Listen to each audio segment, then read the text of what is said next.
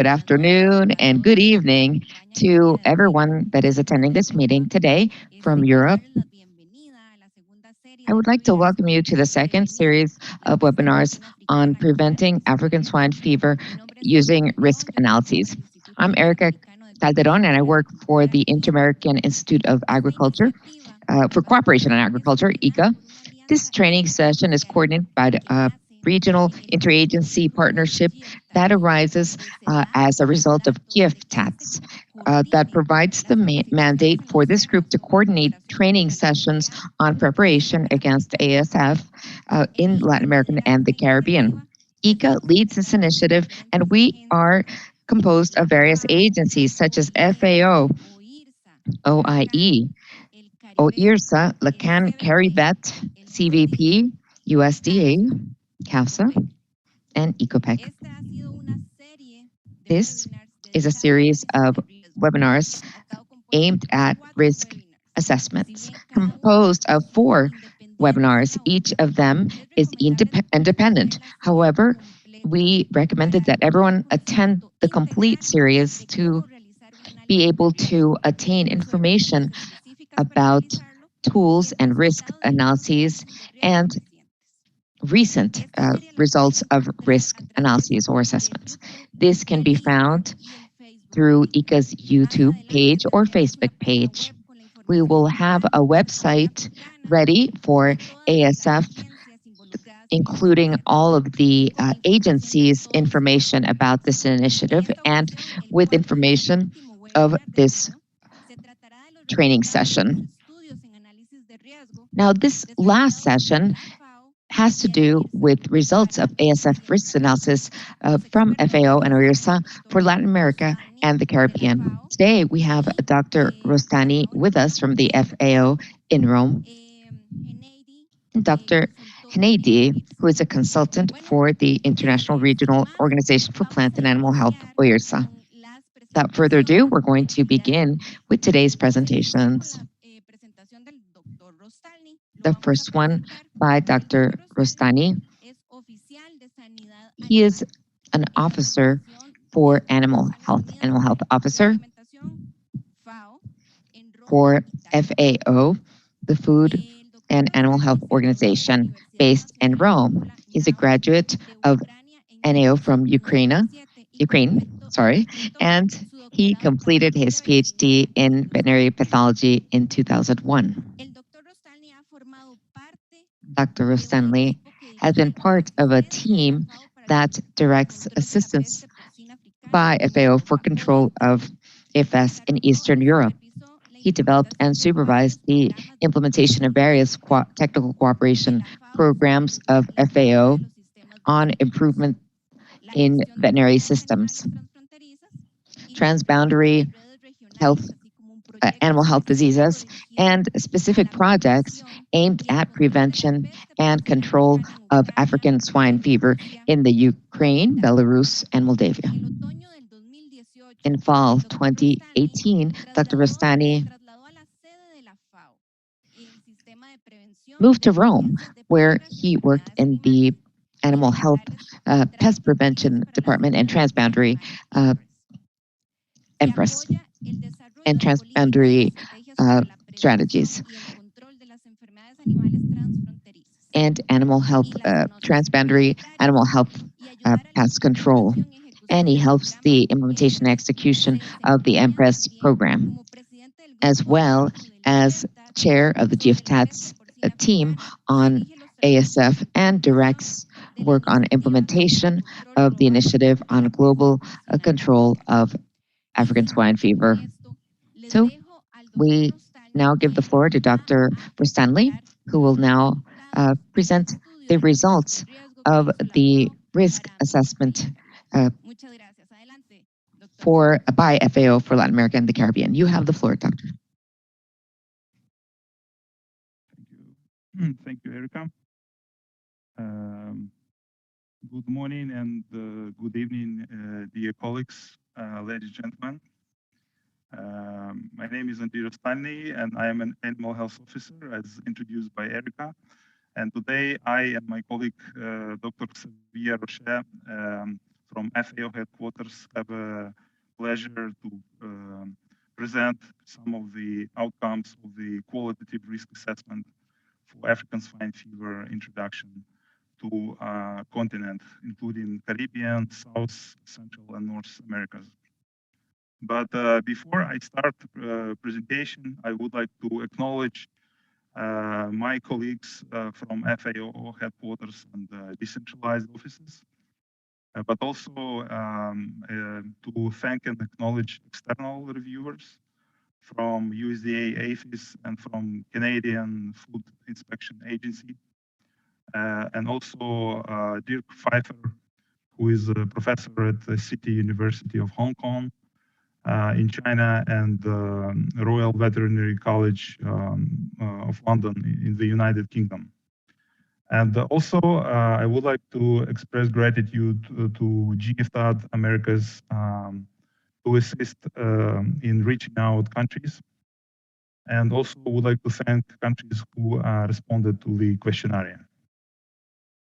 So today I will briefly touch upon the major chapters of the publication, which include the background on general situation with African swine fever, qualitative risk assessment per se, economic implication of African swine fever in the Americas in case of potential incursion and spread of African swine fever virus in the region, and recommendations for prevention and control of African swine fever virus introduction. So just to remind all of us that African swine fever is a global challenge for pig production. And since 2007, disease spread all over Eurasia. And this year, unfortunately, it's introduced in Hispaniola Island in Caribbean region. So this map shows in the red color outbreaks of African swine fever of genotype 2. And by pink color, it's ASF occurrence of another genotypes, which is, as you see, in basically in Africa, in South Africa, East Africa, West Africa, and also at the island of Sardinia in Italy. So just to remind the information on the emergence of disease in your region, in Dominican Republic, first observation was on 10th April, but first reported date was by United States Department of Agriculture on 28th of July. And then official notification on outbreak OE on 29th July. So basically the total number of outbreaks confirmed is 174, and they mainly in backyard farms, except of 8 outbreaks in farm with more than 85 pigs. And up to date, up to basically 1st of December, number of administrative division affected 27 out of 32 in Dominican Republic. In Haiti, the first case was reported on 26th of August, and the total number of outbreak notified to OE is 11, and all of these outbreaks are in backyard farms. The number of administrative divisions affected 4 out of 10 in Haiti. So as we all know, the swine sector constitutes a significant part of the livestock market in the Americas. Besides Asia and particularly China, it's leading pork producers worldwide because America are home to countries that are major global producers of pigs and pork products, which are namely the United States of America, Canada, Brazil, Argentina, Chile, and Mexico. And Canada is the largest exporter of the live pigs in the Americas, whilst the US account for the largest exports in terms of pork production. In the Caribbean region, the pig sector is relatively important, and there's 5 countries or territories account for the major part of the live pig stock, as well as production of pork products. And it's namely Cuba, the Dominican Republic, Haiti, Jamaica, and Puerto Rico. And the majority of countries and territories in the Caribbean region are net importers of pork products. They rely on imports mainly from other countries in the Americas and Europe. On this slide, you can see the table, which demonstrate statistics from FAO stat. But the more recent data received on domestic pig inventories from government during FAO Emergency Management Center mission to the Dominican Republic, which held on 2nd till 18 August, and to Haiti from 19 August till 2nd September. The total domestic pig population in the Dominican Republic is estimated from 1.4 till 2 million heads, which is higher than in this table, in these statistics. And the inventories for Haiti showing around from 700,000 to 1 million heads of pigs in Haiti. So now the part related to the risk assessment, basically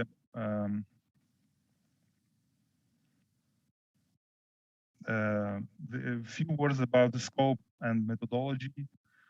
Basically, target the region is whole continent, including 35 countries and 18 territories. And risk assessment cover 3 months period from December this year till February next year.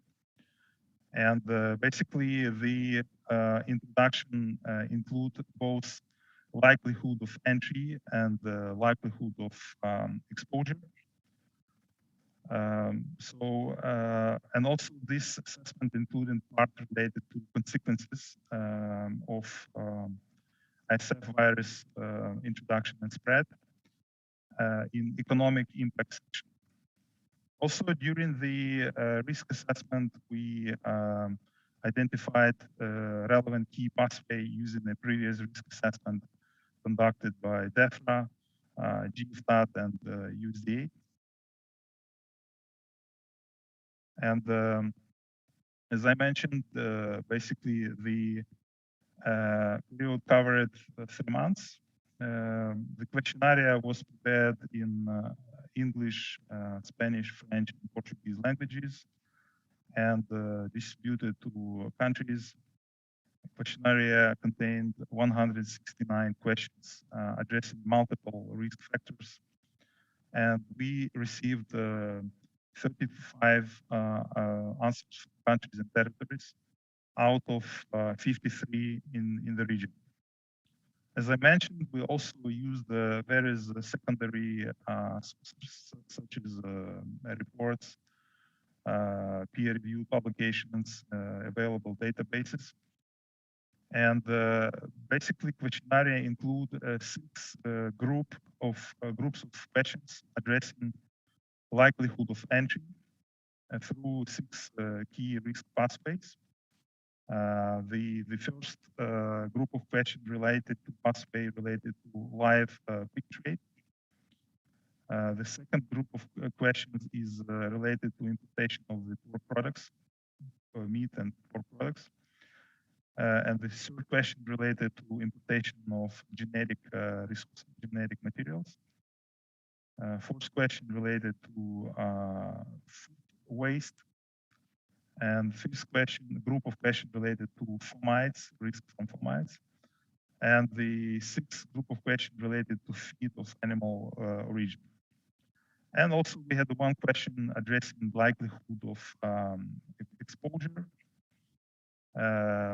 Basically, classically, according to the existing methodologies, there is 5 likelihood levels from negligible to high, and 3 uncertainty levels from low to high, in actually to reflect data availability and quality of this data.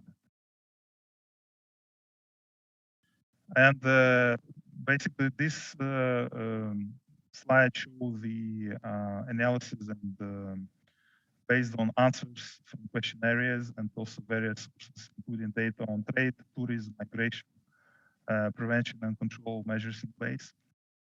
And basically, if you look at live pig trade, formal trade of live pigs, the risk is negligible to very low because countries follow OIE international standard for importation, and they import from ASF free countries.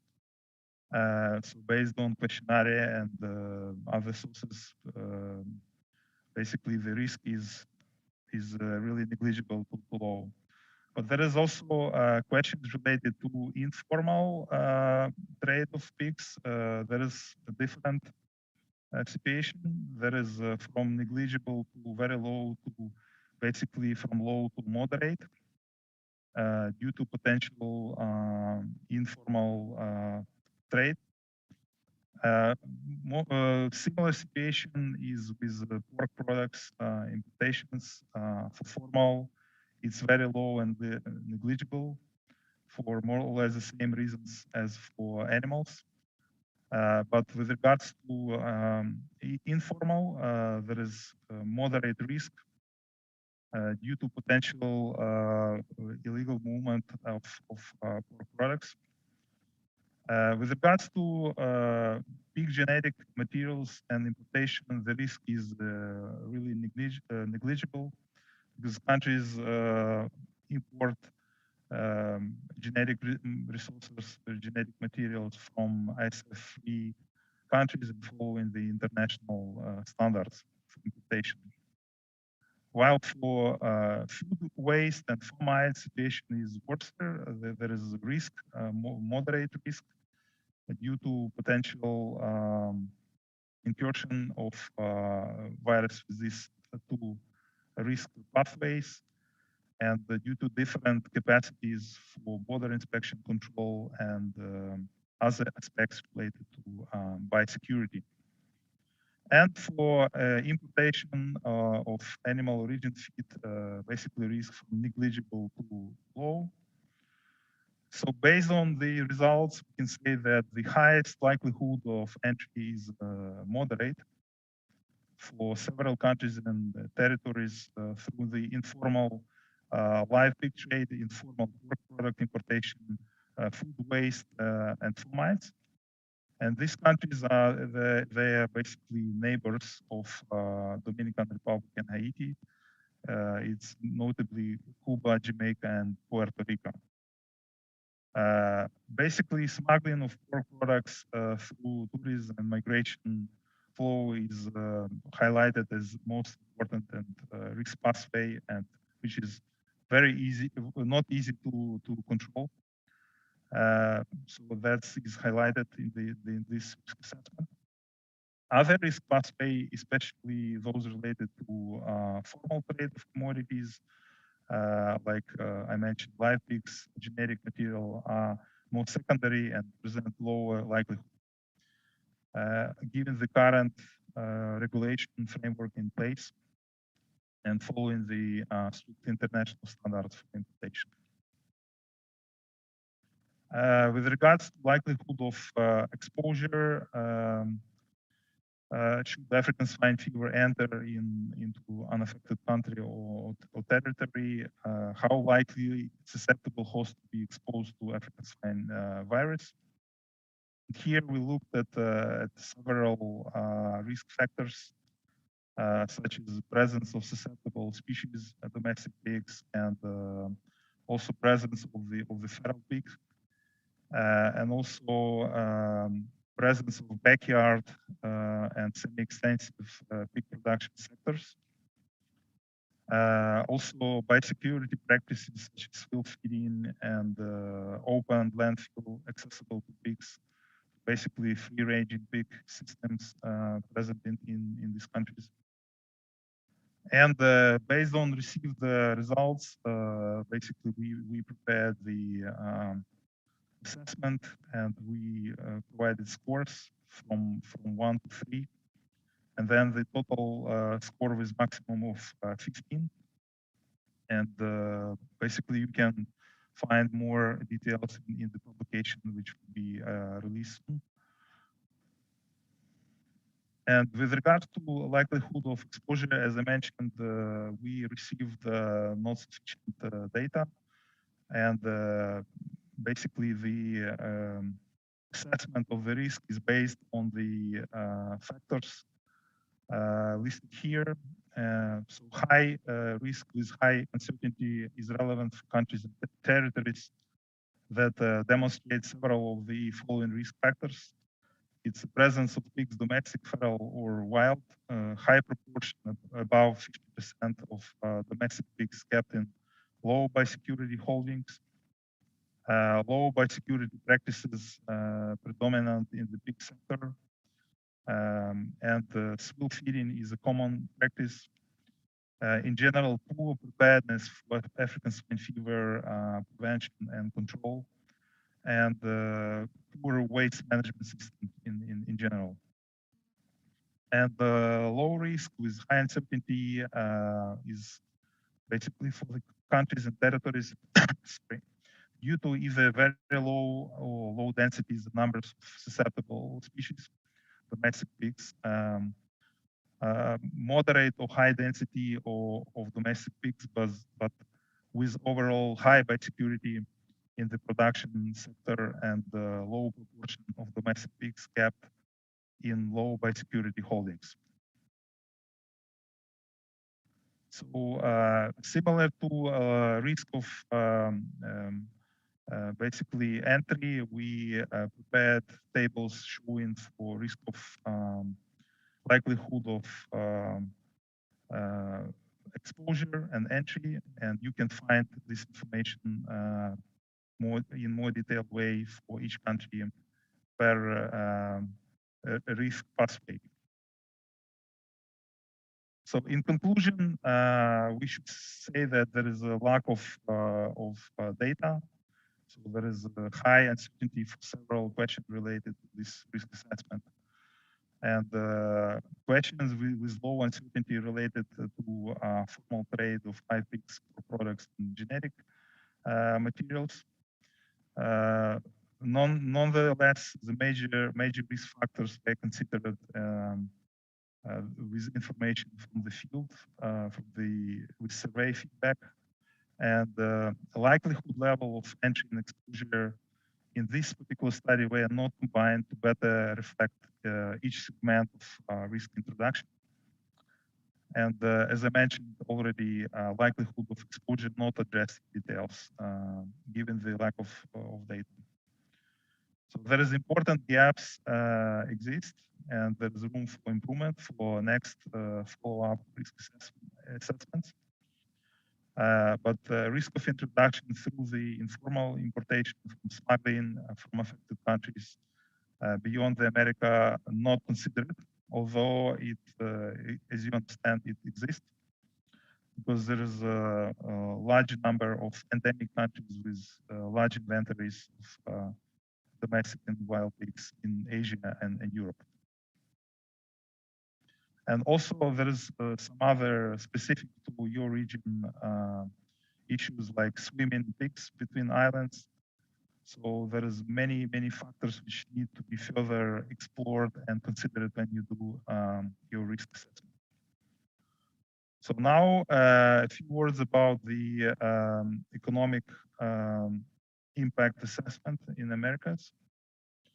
So basically, to better understand the potential consequences of ISF spreading across the continent, we analyze the impact on pig mortality and production, as well as the implications for food security, trade, and the labor market.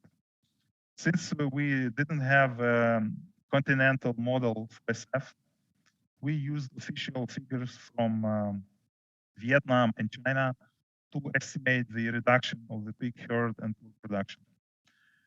In 2019, China's pig herd and pork production experienced a reduction of 28% and 21% respectively, while Vietnam pig herd experienced larger decline, minus 30%, but smaller decline in terms of pork production.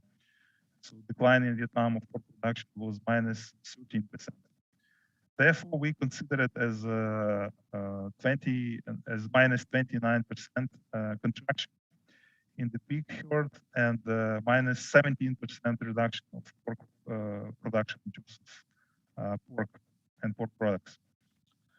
And since extensive or backyard farms are more vulnerable to ASF because of limited biosecurity and comprise almost 70% of outbreaks in these countries. So compared with China, the prevalence of small farms with less than 100 pigs is quite similar to Central America, maybe excluding Mexico, and higher in the Caribbean region, but lower in South America and almost zero in North America. Therefore, while our scenario is representative for assessing the spread of African swine fever in the EU population, we may be overestimating the impact on pork production in countries with high intensive industry, and likely underestimating the impact in countries characterized by large, extensive sector. At the same time, we can also expect that while the mortality losses in developed countries are lower, the cost of response could be higher. Another factor is the pork prices, and pork prices are highly variable within region, with farm gate prices ranging from 1.7 to 6.5 kilograms per, US dollars per kilogram in 2019. In order to monetize the losses due to the reduction of pork production, we used figure 1.64 US dollars per kilogram, which is the average price reported by European Union at the end of 2020, and could be a good proxy for the global prices. So considering African swine fever high fatality rate and the lack of vaccine or effective treatment, ASF causes substantial direct losses to the pork industry. And considering Dominican Republic net importer balance, one of the major risk pathways for spreading ASF in the region is attributed to tourism and immigration.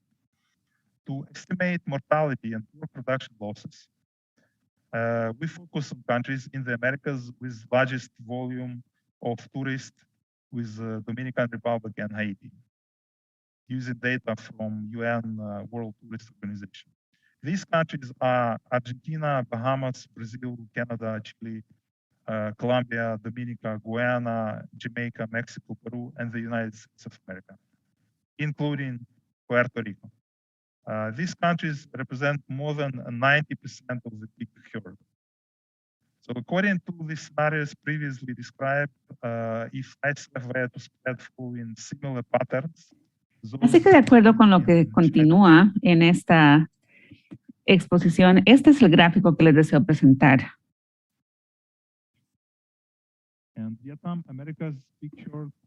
Acá, en este cuadro, vemos como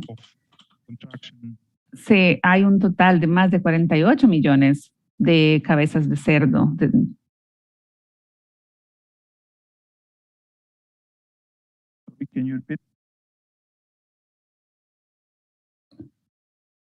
¿Puede repetir, por favor? And the contraction of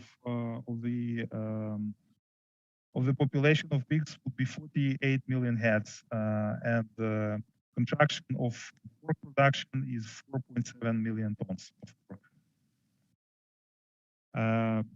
Also, as I mentioned, we estimated impact on food security, and we used FAO stat food balances and the global food security index to identify countries that rely on pork as an important source of protein and that suffer from food insecurity.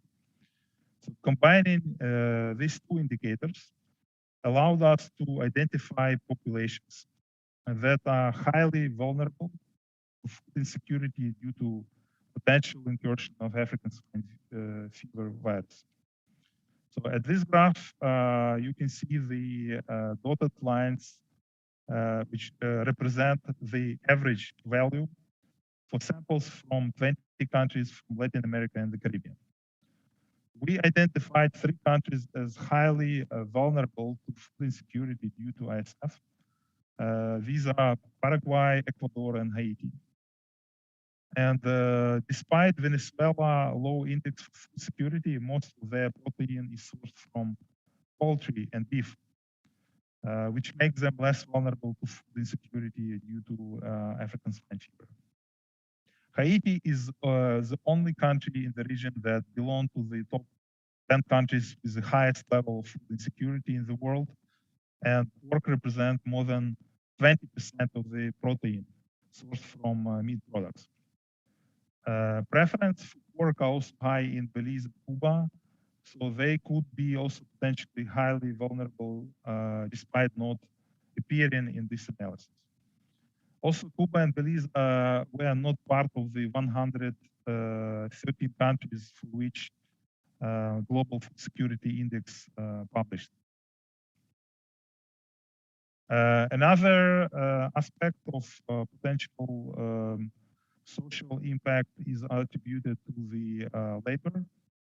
And at this slide, you can see the potential impact of disease on the labor, on the jobs. And you can see, for example, for Mexico, 350,000 directly involved in pork industry and 1,350,000 indirectly involved in pork production. So in case of incursion, these people will be, and their families will be affected due to a potential loss of employment. Another chapter related to recommendation for prevention and control of African swine fever. And basically, it includes information for the importance to identify target areas and holdings with high risk of introduction and exposure to disease, and requirements for emergency plans. And also taking opportunity, I would like to draw attention to the available manual for the emergency preparedness, contingency planning for African swine fever, also in Spanish language. Also, preventive measure targeting major risk pathway of ASF introduction, which I partially mentioned, is strictly follow OE terrestrial code for the import of products, conduct risk assessments of potential source of infected products, import from ASF countries or zones only. Also need to reinforce biosecurity measures during importation, reinforce border inspection capacities, enhance garbage management and each entry point, which might include sea, port, airport, and land-based border inspection, raise awareness among the general public, particularly travelers. And as we all know, the issue is biosecurity, and the main focus for biosecurity is preventing contact between pigs on farm and infected animals or contaminated objects through housing or fencing. And in many regions still there is free ranging pig system, which is very risky practices. And also basically people, owners, workers, visitors, traders entering farm pose a major threat for transmission of African swine fever. Another issue is home-based slaughtering. It's another common high-risk practices. So awareness raising is important on major risks associated with home-based slaughtering and related risk mitigation. So these photos showing the practices in Africa, Asia, and Europe, but I'm sure you have similar issues with biosecurity in backyard sector.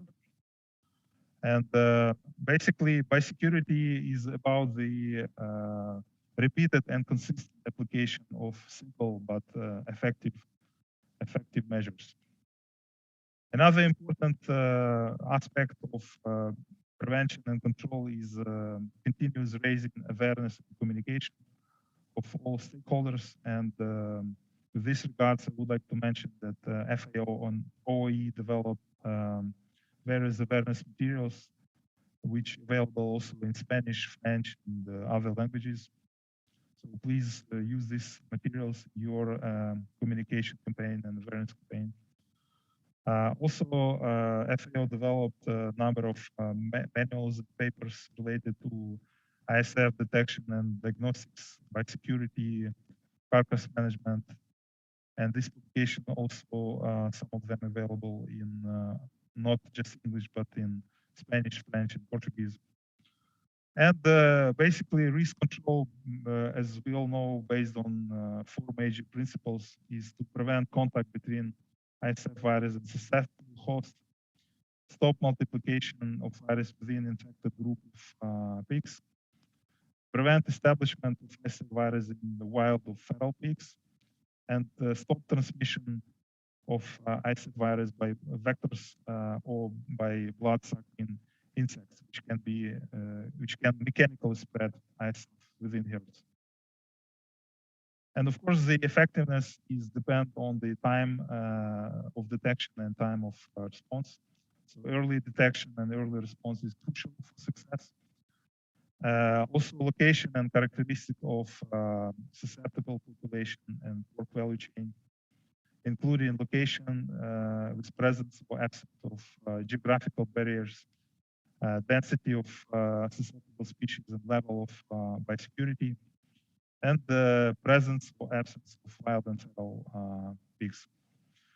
For disease control, of course, it's important to develop capacities of veterinary services, but also other competent authorities in order to implement timely and effectively control measures. And it's also important to cooperate with the private sector and to promote public-private partnership for the prevention and control of this disease. So by this, I would like to thank you for your attention, and I would be happy to answer your questions. Thank you. Over to you.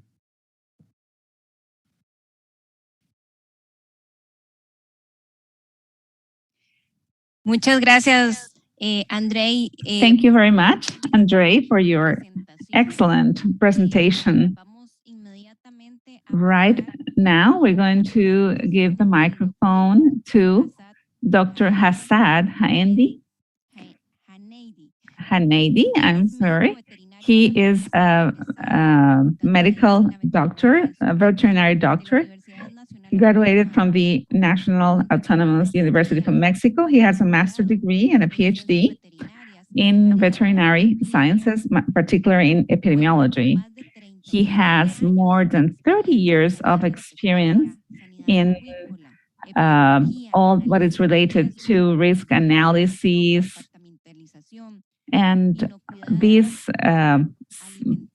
food safety, negotiation, training, and teaching, among many other things. He has had many public roles, highlighting, in particular, the director of the animal safety and animal health, also the director of epidemiology and risk analysis, among others. He represented Mexico in the ad hoc group about risk analysis in the Regional Commission of the Americas and the OIE. He is the coordinator, and he's a vocal as well, in different committees of coordinated efforts of communication, CONARSA. He also has another certification and possesses different titles. For example, he was a former teacher in the National Autonomous University of Mexico, the UNAM, and currently he is a consultant in epidemiology and risk analysis. He is going to present us the risk analysis study that was made for the OIRSA region countries. Go ahead, doctor, please. Hello, everyone. I am Dr. Asedi, and I'm going to analyze in this presentation the most common consequences of the epidemiology risk that it represents the virus of the ASF according to the different risk factors, in particular to the countries that belong to the area of OIRSA and several aspects of the reintroduction of this virus to Dominican Republic being the first country affected in the American region. So to summarize this, we have to remember that the risk analysis is an epidemiology tool that allows us to identify either qualitative or quantitative the specific factor to stop this factor to enter and to multiply in different areas, not even mentioning all the consequences, the political, financial, and social event that could happen if the PPA enters, if the ASF, enters these countries. So we have to identify the danger, we have to evaluate the risk, either qualitative or quantitative, and then the risk management, and at the end, the communication of that risk. To identify the danger is the first step. A danger is a factor or an element that represents or can represent a potential harm causing something very grave, for example, a breakout of a particular disease, considering that these factors are present in the exporting country or in a specific geographical region, and therefore it represents a potential harm if it expands to other countries that do not have that pathogen. And this way, they will affect an animal or human population. So the dangers for a product could be the potential dangers that are in the diseases that are present in the exporting country. So the danger is then identified as a biological agent, either chemical or physical. And it represents the potential ability of causing a damage either in people or animals or the environment. The second stage of the evaluation, the risk evaluation, is the evaluation of the probability of introduction, exposure, the consequences that could be attributed to this, and in this case, the evaluation of the risk. And this risk could be quantitative or qualitative. And in these cases, the estimation could be semi-quantitative. It is important to remember that the risk evaluation, is one of the 4 stages of risk analysis and one of the most important. This second stage of risk analysis, that is called evaluation of risk or risk evaluation, it's formed by other 2 stages, which is the evaluation or the diffusion of this, evaluation of the consequences, and the estimation of the risk itself. So here in this slide, we're seeing the stage that is called evaluation of the introduction. And this basically, it's about the description of the biological process, and that could cause this disease to enter a country that is free of this. And this could be done through different ways and has different risk factors that are related to these products. In some cases, because of some committees, and trying to estimate the chance of this happening, either qualitative or quantitative. The second stage of risk evaluation has to do with the exposure evaluation. And this is considered that this biological process, once it's analyzed and it's introduced into a country or region, then we will have to describe the biological processes so that the animal population or the human population will be exposed to this new epidemiological agent. Now, the third stage of the evaluation of risk will be evaluation of the consequences. This is commercially, socially, politically, because this is all what this disease agent will cause in the population. So this will estimate the probability of the occurrence. The fourth stage of the risk evaluation is actually the estimation of the risk. And this is basically adding up all the results of the evaluation and introduction of the disease and the consequences so that we can have a final result of the risk. We have analyzed the first two stages of risk analysis, which is identifying the danger and risk evaluation. So now we're going to analyze the third stage that basically has to do with the risk management. And these will allow to identify and present the particular mitigation measurements regarding in relation to the danger that it's coming. And this is how we can achieve this protection of our countries. And we have to establish an equilibrium, trying to reduce as much as we can the potential entering of a virus that it's into a country that it's free. And so that's how we avoid all the consequence, cultural, political, and social. So in this third stage of risk analysis, which is called risk management, we have to take into account four aspects. One is the appreciation of the risk. That's how we compare the risk level regarding the level of protection or the proper level of protection. We also have to evaluate the different options. We have to identify the ability and feasibility of these measurements, and therefore we can evaluate the application. In other words, what kind of mitigation measurements do I have to take into account? And then at the end, we have to evaluate what will be our continuing control, because we have to put controls in place to mitigate that risk. So in this following slides, you can see the four stages of risk analysis and its interaction, in particular, the relation that it has with the evaluation of the risk and then risk management and the mitigation measurements that are appropriate and that are necessary so that we can have a proper risk level in the country, or at all to have an even higher level of protection.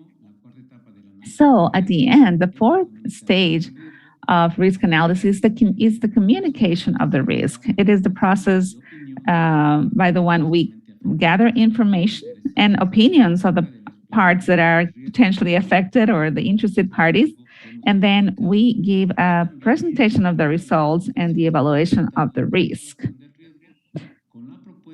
with a proposal of different measurements of risk management to the corresponding sectors. For example, governments, beneficiaries, producers, and consumers.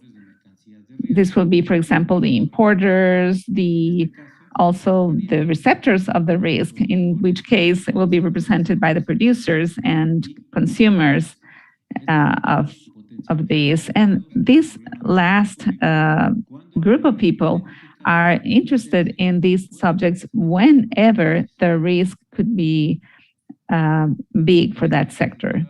In the following slide, we can see easily which are all the different parameters established in Morley in 1993 in an article of the OIE that allowed to identify the basic areas that could identify an epidemiology model whenever there is an outbreak. So in general terms, it goes from the respective epidemiological agency, and then the different stages of the introduction and dissemination of that disease. These potential animals which could be infected. Remember that a risk analysis, a quantitative, it's based basically in epidemiological aspects and in statistics aspects, especially probability. And here in this slide is where we can see in a very simple way how would be the design of the probability of this occurrence of a particular disease that will affect the animal population and consequently human population. And here is where we start with things like the animal itself, the subproducts, then the probability of that agent surviving the different stages, the same like exposition of the animal, exposure of the animal to this disease, among others. So it is important to consider that when we are doing this quantitative project, these models are essential for this. And these groups all the characteristics of an epidemiological event, and therefore the use of variability and uncertainty in risk analysis, it is considered essential for these products, especially in the use of the Monte Carlo system, which allows us to predict these adverse situations with a certain range and certain probabilities, including the uncertainty as a normal biological effect of nature. For example, because of this uncertainty, the result of a risk analysis, especially a quantitative one, could be like 95% of trust, and this could give us a 0.003 and 0.05 based in statistical probability of these adverse events. So it is important to have information that is reliable when we're doing this risk analysis, and this could come from different sources. Could come from national sources or could come from international sources, from scientific papers and many others. And then if we don't have other information, we can do a consultation of experts in the subject. So in these other slides, we can see the different distribution of statistical distribution of this. Nevertheless, when we have risk analyses that are much more complex, then we will add more variables. Now, we will analyze according to the international standards established by OIRSA. We will evaluate this about the danger that has been identified, in particular case, the ASF, and the probability or that this will occur in the region. Take into account the risk factors, the routes that this can enter the different country, and also the health consequences that it could have, among other aspects. So this is the health situation in terms of the ASF. This is what has been informed to OIE. So these are the large outbreaks that have been informed. This is mostly in Europe and also in Africa. So in this map, you can see this distribution in Asia and Europe, and this also this is also for domestic pigs and for wild hogs. In this other slide, you can see how this has been behaving in Europe and the potential risk within that continent, and also to another continent through the export of pigs and pig products to other countries that are importing their products. Some of those countries may have very, very low measures of risk analyses and epidemiology surveillance. So the introduction of these risk merchandises through airports and ports and land borders, and this could be also through infected animals. So the epidemiology of the ASF is highly complex, and the risk factors change for each country. Some of them have things in common, but some others don't. The sources of contamination of the virus, it's mostly because of the tissues and things that come from diseased animals, and also for the lack of clean environment, as well as infected ticks that the virus could survive a few days or even more years.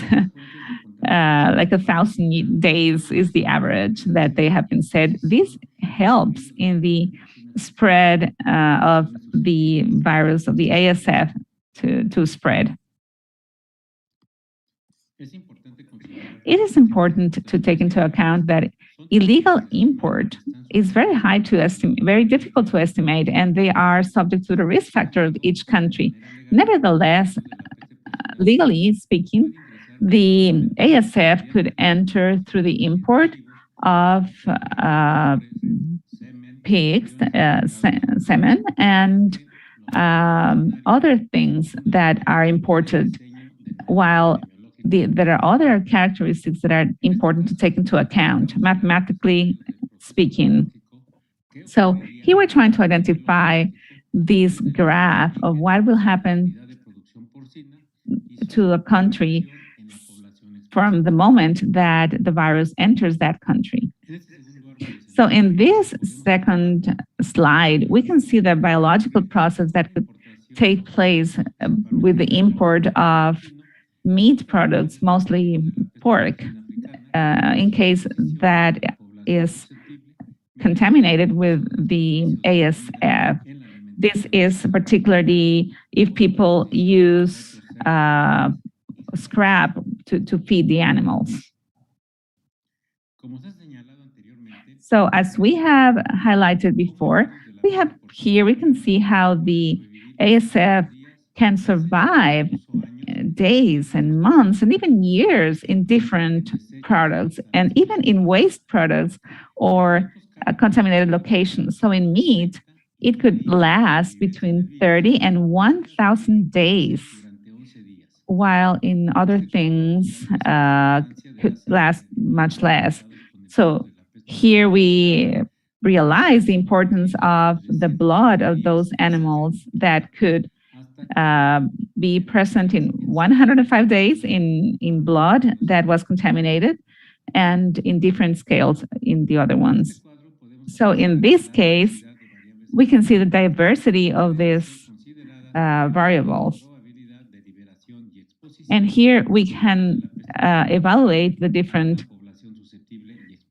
issues, the different characteristics. And these are factors that are present in the biological agent. This is the case in Spain, France, and Holland. And thus, its introduction, establishment, and dissemination in each country in the region. So we have to consider different sources of contamination and spreading that includes infected animals, byproducts by contaminated pork products, tourism, imports, and illegal production of byproducts of a contaminated pork origin, and dissemination, natural migration of feral pigs or boars.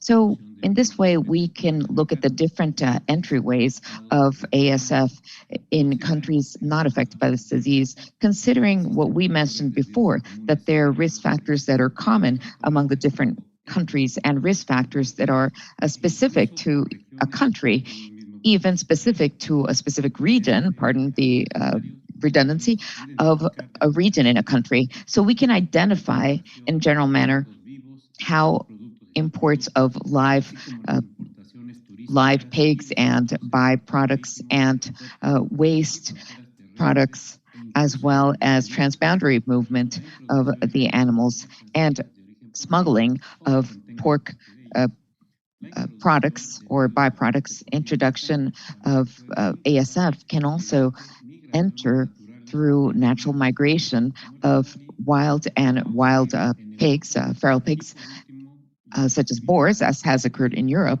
and the possibility of bioterrorism even.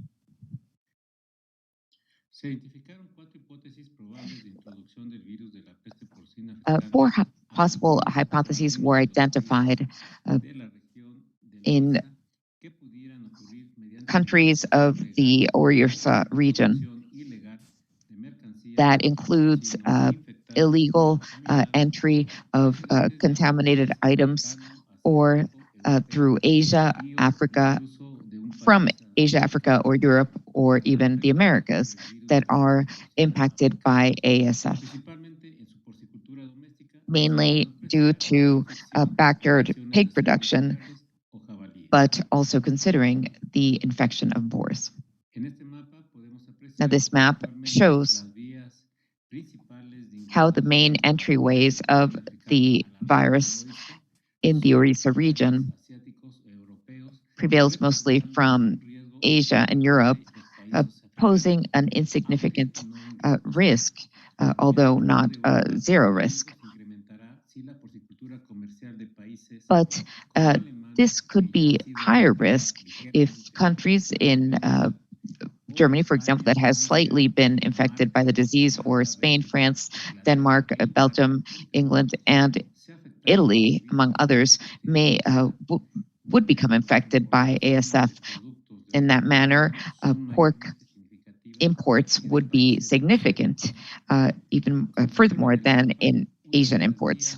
So as the map shows, an entryway of the virus to the American continent is represented in this risk assessment in the Caribbean region, which unfortunately occurred.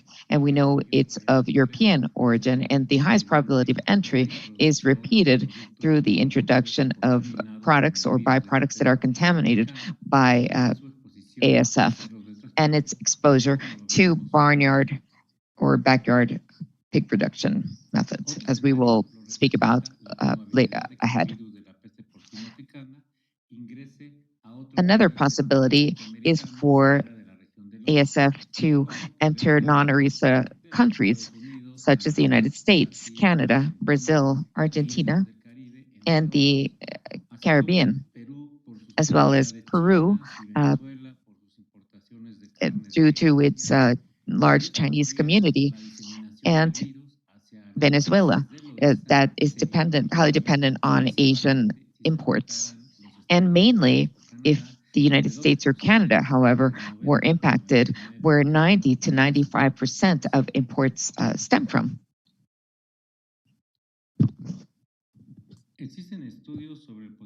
There are studies on transmission potentials of ASF in certain vectors, such as soft-bodied ticks that are endemic to the United States. Also, the Ornithodoros genus, or Coriaceus, or Puertoricensis, and O. turcata. Yet one of the infection sources of ASF is reflected in other soft-bodied ticks and mosquitoes, or stable mosquitoes, or bed bugs, which can also be infected by the virus, where it can exist for many days. But ASF vectors should not be bypassed because although it is not prevalent, for example, in stable mosquitoes. So we see how Ornithodoros ticks, as O. coriaceus or O. puertoricensis, are endemic to many of the American countries, and they suffer from the infection, and the virus will persist in them throughout their lifetime, more than 500 days, with high rates of infections, which can attain more than 90%, and may be transmitted to pigs as a result. Yet, only O. puertoricensis has viral replication and transovaric transmission. So O. turcata suffers viral infection, yet it has only been persistent for 33 days. Although during this time frame, it could transmit this to pigs. These vectors are very common throughout many countries in the Americas, and we do not know the epidemiological role it plays or could play in an outbreak of ASF. Here we see a flow chart showing entry of contaminated pork products from impacted Asian countries impacted by ASF that could cross legally or illegally by sea or by air, and then be exposed to backyard pig production, which is then consumed by human beings, and then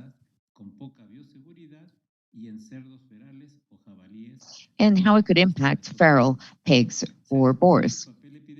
We do not know the epidemiological role that soft-bodied ticks could play from endemic Ornithodoros genus.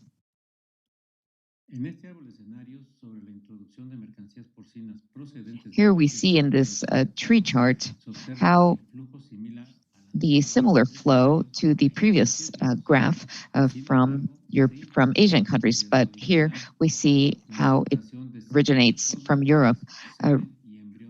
It is potentially spreads through semen, through breeding centers, and can spread through other backyard animals. We do not know the epidemiological role that would play that Ornithodoros soft-bodied ticks endemic to the impacted country could play. The third epidemiological scenario is the possibility of ASF, of the ASF virus entering a country in the American continent outside of the IICA region, where the highest risk is represented by those countries, given the high level of imports of reproductive pigs, semen, and for all countries in the IICA from the United States and Canada.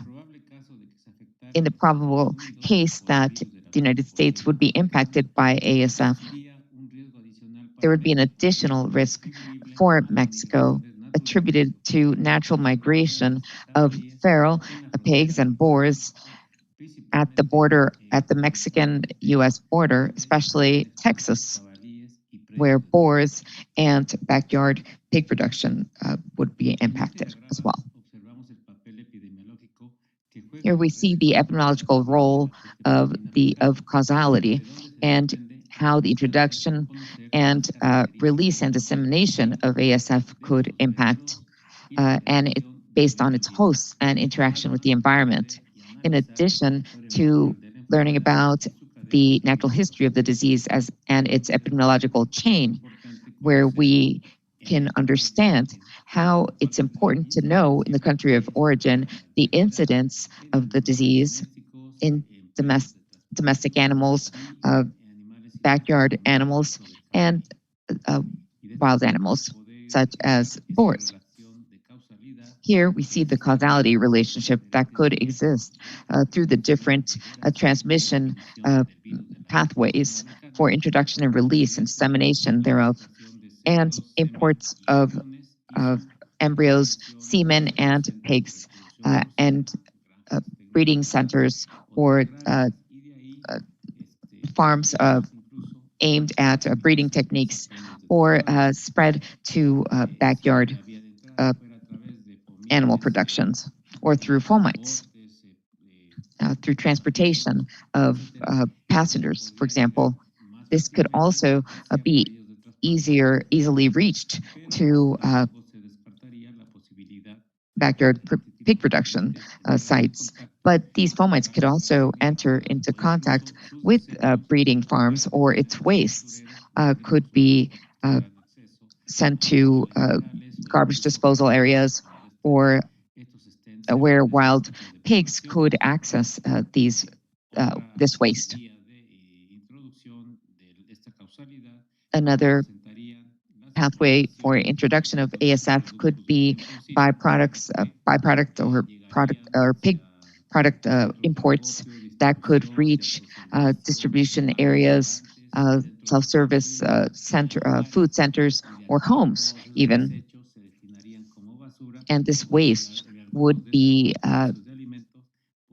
thrown out and even be used to feed backyard pigs. And the disease would spread through other backyard farm animals. And could be even, there could be a link from there to wild pigs, to boars. So infected feral pigs would play a significant role, especially in bordering countries where there's a natural migration of these animals. And if they are infected, the disease could easily be mobilized through these natural migration pathways where boars could come into contact with farms that have low levels of biosecurity measures in place. So when we performed a qualitative analysis in 2019 and looked at the health situation and compared that to the health scenario in 2020, we could surmise that merchandise or legal pork imports is an insignificant risk for the introduction of this type of merchandise that's infected or contaminated from African countries. It's an insignificant risk for pigs used for reproduction or semen or breeding. It's important to mention that a low risk that's quantitatively significant could correspond to a minimum of 10 to the negative 3. And in Spain, France, or Holland, Denmark, Germany, Belgium, and Poland, where trade is significant, the disease risk would increase if these countries would be impacted by ASF, and the risk would be low for embryos and semen, plus imports of pork products. Lastly, if Canada or the United States were impacted by ASF, the risk for the OIRSA region would be moderate with regards to imports of pigs used for its breeding, etc., and pork products. Belgium and Poland do have the disease, and let's remember that recently Germany has been impacted by ASF in certain areas, in boars as well as backyard animals. And as we analyzed before, the pork population that could be exposed to ASF in the OIRSA region, we can highlight that 81.34% of this population is in Mexico, more than 14 million pigs, 4.46 in Guatemala, and 4.16 in the Dominican Republic. And without losing sight of the different social economic implications that ASF would represent to the remainder of the OIRSA countries. And but it's important to contain it and to avoid it from spreading. However, in these population groups, susceptible population would be more than 20 million animals in the OIRSA region.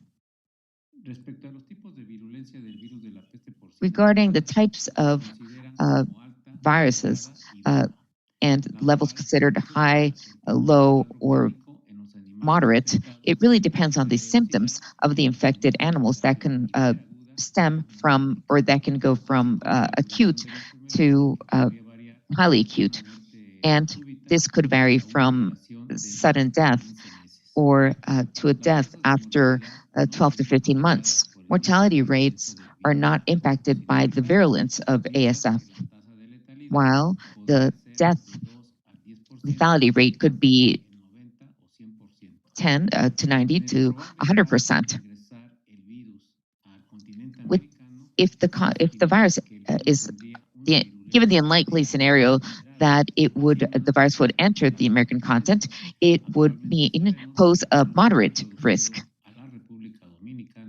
And if introduced we know that the entry since the entry of the virus in the Dominican Republic represented a moderate risk. So this is a quantitative model, epidemiological and mathematical model, looking at lethality rates or death rates that can be analyzed in exposed population areas. At the lower part of the screen, we look at the model to estimate the health impact in areas impacted by ASF, which also allows simulation of an epidemic and its development once the anti-ethological agent enters, and identifies through an epidemiological model that includes susceptibility, infectability, recovered or death phases. So we can see that in the higher areas, the epidemiological and mathematical model uses the formula we can see to the right. And then this gives us a quantitative evaluation or assessment of what this risk could mean if the ASF entered OIRSA countries, as we will see ahead. In this slide, we can see, as a result of the quantitative risk assessment, the simulation model that considered different epidemiological and mathematical models concludes that there is a probability that annually, at least, backyard farm animals would be impacted at the most. Also, this is consistent with the events in the Dominican Republic, where hypothesis is the smuggling of contaminated products or byproducts, pork byproducts or products, either through the sea or smuggling from an authorized country that's impacted by ASF, or non-detected tourism import that in certain cases where waste came into contact with backyard farm animals and the disease was confused with classic ASF, which is endemic to the Dominican Republic. So if ASF would enter through tourism imports or sea imports or wastes, or feeding backyard animals with waste, indirect transmission of the virus to these pig populations would have a latency of 4 days and an infectious period ranging from 3 to 13 days with an N of 0 to 0.5, 2 pigs, that is, while direct transmission would have a higher latency period, 15 days, and infectious period of 5 days with with an impact of 10 pigs by average. So we could ask how many animals can affect an infected pig. Well, the virulence of ASF could oscillate from 21.8 to 93.6%, with a higher probability of occurrence of 59.1%, which also coincides with virulence identified in the outbreak in the Dominican Republic, considered to be of moderate level virulence. Lastly, we can see in this slide the symptoms with 3 scenarios of exposed pigs. It's a simulation, one with 2,000 exposed pigs, the other with 500,000, and 3,000 exposed and 300,000 exposed pigs. This probability would occur in a closed population where no containment or mitigation measures would be used. That could provide a large variation. Sorry, 3 million exposed pigs, the last scenario in yellow. The simulation of an epidemiological outbreak could be simulated through this model and the use of specific programs, as we will see. This is an epidemiological model known as a SEER, which includes 3 stages of an outbreak, and the exposed population would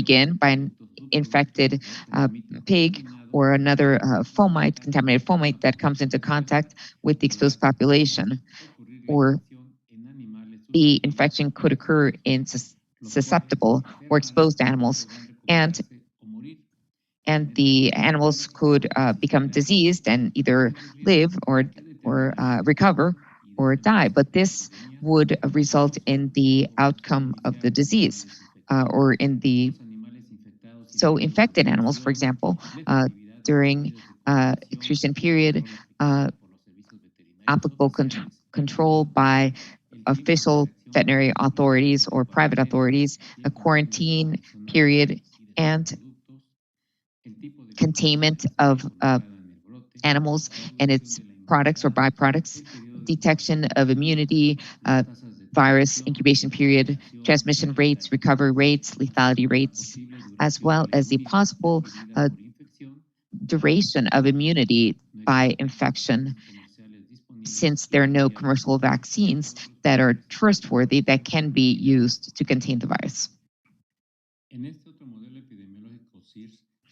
The other SEER epidemiological model shows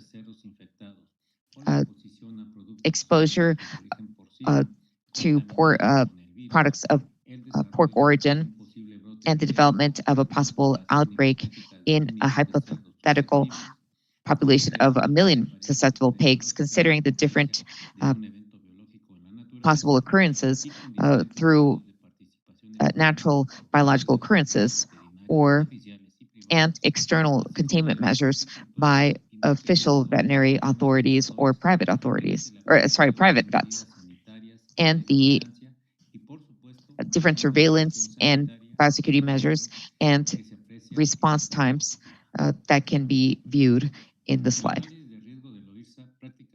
The OIRSA risk assessment in 2019 identified that in some member countries, ASF viruses can enter and could at least impact 1 herd of backyard farm animals. And as we mentioned beforehand, this occurred, unfortunately, in the Dominican Republic, probably caused by pork products or byproducts that were contaminated with the virus and originating in Europe, which is validated by the type of virus introduced in this country. So in this slide, we can see some risk factors that were identified for the AE to occur in OIRSA member countries, such as confusing the disease with other serious diseases, marketing or trade of infected pigs, lack of knowledge of the epidemiological role of soft-bodied ticks in the countries, gaps in epidemiological surveillance techniques, lack of budget for surveillance purposes, failures in emergency measures, lack of diagnostic possibilities, impact or dissemination among wild pigs or boars. And out of all of the mitigation measures identified in this analysis, safe imports of high-risk merchandise or high-risk commodities, and science-based sampling and quarantine measures, inspection measures, and detection of tourism imports, and effective mitigation measures, establishment of adequate surveillance measures and diagnostics tests, design surveillance programs that are risk-based, having a quick surveillance guideline, and having an emergency plan and early detection plan in place to prevent outbreaks, biosecurity containment plans, and a contingency plan and fund. It's important to establish an epidemiological intelligence route that's risk-based that will allow official vet services early detection of AFS foci and early timely detection to contain it. The higher map to the left in 2019 shows the trend in the high probability of infection spread from Poland. That was done by a risk assessment of OIRSA, and as can be seen in the map to the lower left of the screen, where we see the possible introduction is traced back to Germany or Poland and traced also to the Iberian Peninsula, which has infected boar. To the right, we see a 2020 map where we see spread of the virus in boar populations in Poland and Germany, considered to be a high-risk area. Lastly, we observe in this slide some outbreaks occurring in countries between 1960 and 1983, as well as the outbreak in Georgia that originated during this pandemic, and having to do with imports as well as imports of raw products and byproducts at airports and ports. So we see that raw waste, and if we add outbreaks in Georgia in 2007, these figures would correspond to 1960 to 2007, and the data would be different. The higher risk would be tied to raw waste at ports or imported meat products that are imported or smuggled that are contaminated.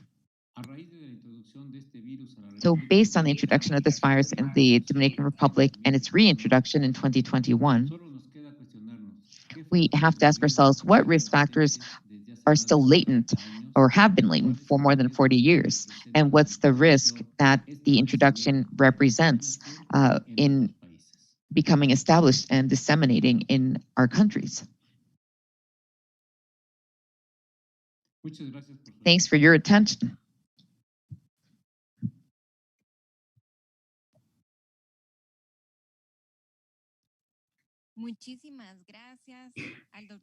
Thank you very, very much, Dr. Hanady, for such a great presentation. Now we're going to have a time for questions and answers. So with no further ado, let's move to the questions and answers section. And I'm going to start the first question, which is addressed to Andrew Rostini. They are asking which you think would be the future term of data collection to update the risk analysis regarding the development of the risk analysis regionally and its update. Andrew? Yeah, thank you. I think it's very good question because situation is quite dynamic globally and also in Americas. So I think there is need to periodically do risk assessment considering new information data. But during this risk assessment, which we've done basically starting from September till 5th of November, basically we collected data from 35 countries and territories, which is a good figure, but the more countries replied to questionnaire and the more accurate data provided, the better quality, of course, of this risk assessment.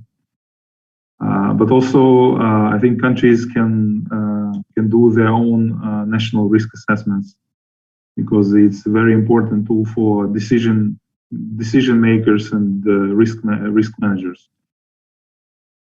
So with regards to FAO, yes, we intend to do it. I don't know whether it will be 6 months time or longer time, depends on epidemiological situation and basically needs in such studies. But definitely we need to have it periodically. Thank you. Over.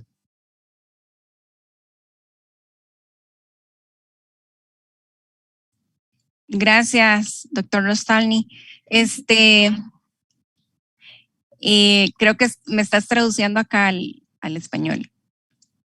Gracias. Thank you very much, Dr. Rostalny. Vamos a hacer la siguiente pregunta. We're going to make the following question.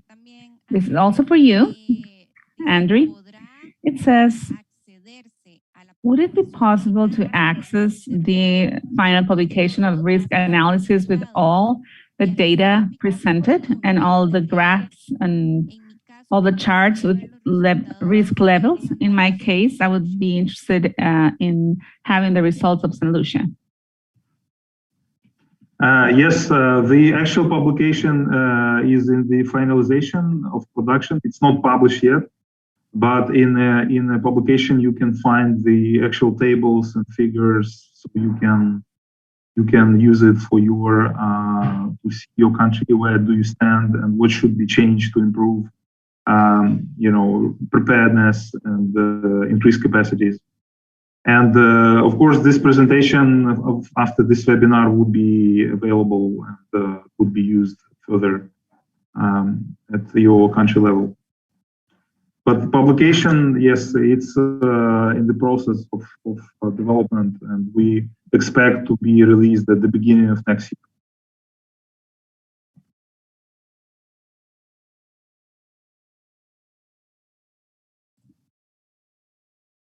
Gracias, Andrew. Thank you very much, Andrew. There is another question here that they're asking about the outbreak of La Spaniola. Which are the estimates for the cost and the time necessary for the eradication of ASF of this outbreak of La Spaniola in Haiti and Dominican Republic? Well, it's a good question, but unfortunately, we didn't make study in this particular risk assessment. And of course, it depends on the strategy of control and eradication, which will be selected. The cost might differ significantly. So unfortunately, I cannot reply to this question because we didn't make the estimation for eradication of ASF in both countries. E inclusive, pues, también... and also, if Dr. Hassad has any response about this, the microphone, it's all yours as well. Thank you so much. I didn't understand well the question.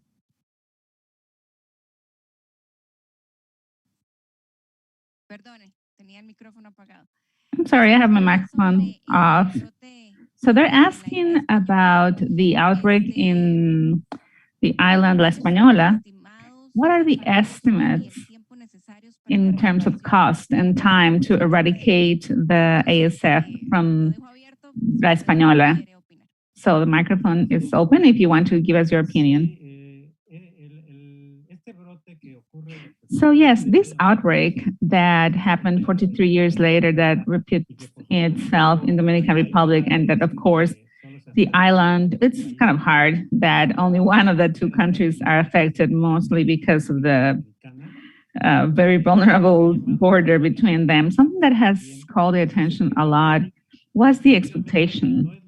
So definitely it's not the same that it's going to be what happened many years ago, because the measurements was mostly was to completely annihilate the pork industry back then. But here it's different because we have note of this since it ever started. And the veterinary services of the Dominican Republic was to extreme this epidemiological vigilance, surveillance measurements in farms, whatever they find that the ASF is present. So these measurements are very different, the ones that were held 43 years ago. So unfortunately, Dominican Republic has several years of dealing with the classic ASF. So during the time that I was doing the research, these risk analysis of OIRSA, we realized that the vigilance of this disease, that it's endemic, the classic ASF, they were very poor, the measurements really, and these actually didn't help because it kind of masked the ASF. So the other case that it's Haiti, the veterinary services are mostly inexistent. If you compare that to other countries, so not even the human healthcare services are good, so veterinary services are even worse. So this is a huge problem for Dominican Republic. So the expectation is that they will going to continue to try to control this as they detect the outbreaks of this disease. They're going to try to eradicate this, but I think that because of the combination that they have with the classical swine fever and then the African swine fever, it's going to be quite difficult to eradicate this. Thank you so much, Doctor. And here in the same line, talking about the outbreak of La Spaniola, they're asking here, you have talked about the unpopulation, but did you consider control scenarios that does not require the total eradication of the animals from the island?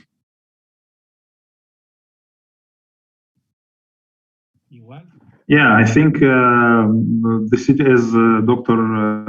Kennedy already mentioned, situation is different what was 40 years ago and now, because you have a large number of domestic pigs, you have a large number of feral pigs, and also situation in Haiti is quite worrisome.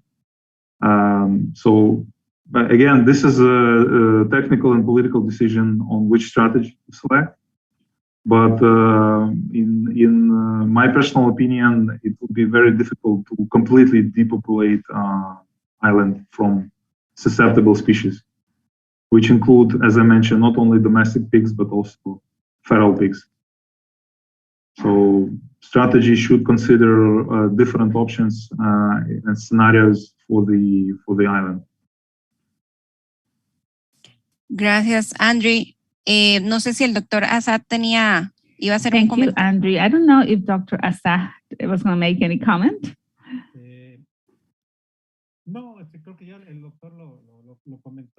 No, I think the doctor responded this well. This is the situation that it is, and it is going to be difficult for Dominican Republic because for as much as they work in their own country, as long as it's not done in a parallel way in Haiti, then the outbreak focus will be there present and the disease will continue and will be endemic.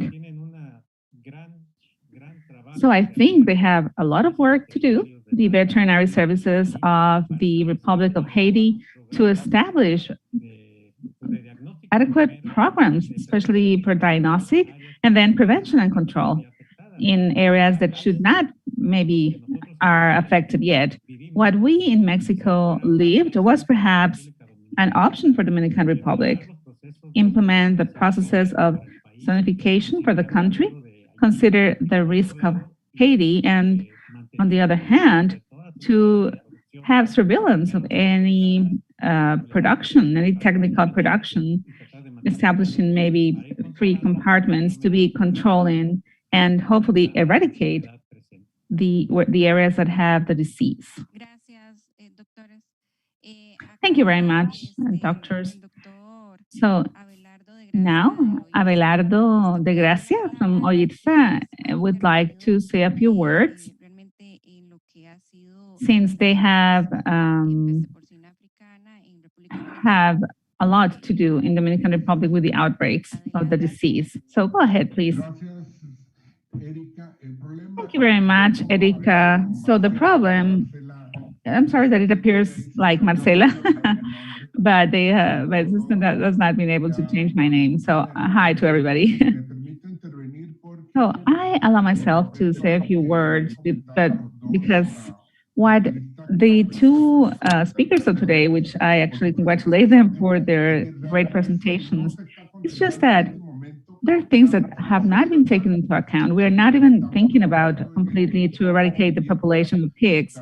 We are working with a group that are giving advice to the island La Spaniola, because the strategy that they want to follow is to work in our countries. We have held conversations with different agencies, and we're hoping that the Dominican Republic could finish their plan, their work plan. And we're going to have an integral approach in both countries from La Spaniola. So the last thing that Assad was mentioning was that, and this is actually being applied right now, we're trying to protect all the genetic centers of high production, especially between 3 and 5 kilometers of, surrounding these organizations, mostly to try to avoid that the virus enters these populations, mostly because we have the hope to repopulate once that the outbreaks are controlled. We have not defined that. We don't know when that's going to happen. We don't know how are the intervals until we can repopulate. We have 29 of the 31st provinces affected in the Dominican Republic. So these will be something that will take us a long time. And we're going to work in a program, in an integral program for both countries. These will include La Isla La Española, the island La Española. Thank you so much, Abelardo, for your answer. And this is the last question regarding the outbreak of La Española. They're asking if is it possible to identify or obtain the source of the outbreak in the Dominican Republic, at least through a genetic process. Yes, there is a process, there is a study at a molecular level. When the virus entered in the Dominican Republic, it had a high compatibility to the viruses that come from Europe. And that's why it is related to the outbreak of 2007. So it requires, so there is a characterization of this Asian origin as well. So this virus comes from Europe, not from the other side, possibly from countries that were affected. I wouldn't like to say anything, but just there are countries that are affected, like Poland and Ukraine related to Russia. So the virus is circulating in all those areas. So genetically speaking, it's similar to the one that has been identified in Dominican Republic. Thank you so much, Doctor. Yes, Abelardo. So just giving a little bit more of detail, there are 3 clusters of viruses that are presented, the genotype 2, Georgia 2007. And this is one of the genotypes that ASAD worked with in the risk analysis. This is the one that is known. So as ASAD was saying, in 7 samples, so far that's what I understand, that have been typified, they have all shown that virus. Thank you very much, Abelardo. Okay, we're going to, we have some questions here in other subjects. So we're talking about the role of ticks. For example, the ornithodores, the ticks. So the results were obtained with serotype 1 and not serotype 2, which is the one that is present in the region. That is the question, or that's a comment. But I don't know if you want to say something about this. Yes, the main studies that have been made of the soft tick, yes, of course, they were work mainly with serotype 1. There's not a lot of research, updated research of serotype 2, which is the one that from 2007 was disseminated to the 5 continents. Nevertheless, what I have seen in different articles, there's not a lot of differentiation between the serotype that belongs to each. It's mostly related to the ASF virus. So, but the main are serotype 1 and 2. That's why in one of the recommendations, first, it is recommended for countries, the ones that are making the risk analysis of OIRSA, to try to identify what is the situation that these ticks, these soft ticks, ornithodores have in their country. There's not a lot of information about these ticks. So if you know that you have these kind of ticks in your country, you then will know that this potentially will be a risk factor for your country. So in case of Dominican Republic, in the one 43 years ago, these soft ticks were present back then, but apparently they didn't have an epidemiological role that was too relevant. So basically, they sacrificed a lot of the pig population, so they didn't play like a role, a very important role, but mostly important. In Spain, I'm sorry, it's the opposite. The ticks did play a very, very important role in the dissemination of the disease. Thank you very much, Dr. Assad.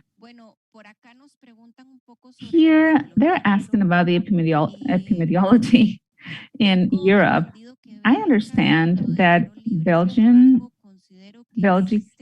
has declared themselves free of this disease, but there is a risk because of the mobilization of products and the borders.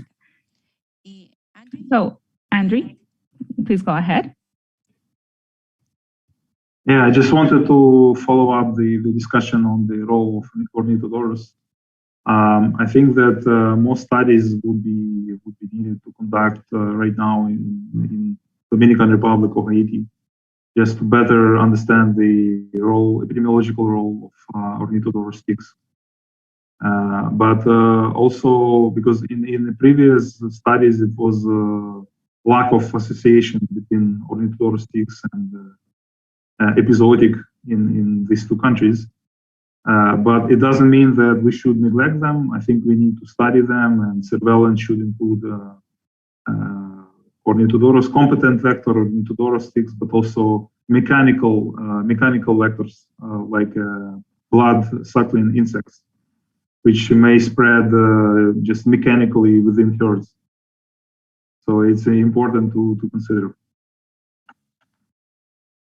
And also question regarding the origination, we don't have basically information on the sequencing of genome. Maybe OIRSA can provide more information, but according to information, it's just the genotype tool, which is common everywhere in Eastern Europe and Southeast Asia. So it's difficult really to discuss and judge on the real source of ASF virus in the island of Hispaniola. And with regards to European Union, I think we should distinguish basically countries from EU, which follow very strict, directives for the regionalization, which is basically shown in one of the slides. And most of outbreaks basically found in wild boars. And in Eastern Europe, there is of course more outbreaks in domestic pigs. And it's of course continuous risk, because in epidemiology there is of this disease there is major three P's. One is pigs, where virus is replicating in lymphoid tissues. Second is people or human who spread virus with contaminated objects, fomites, vehicles, and it's pork.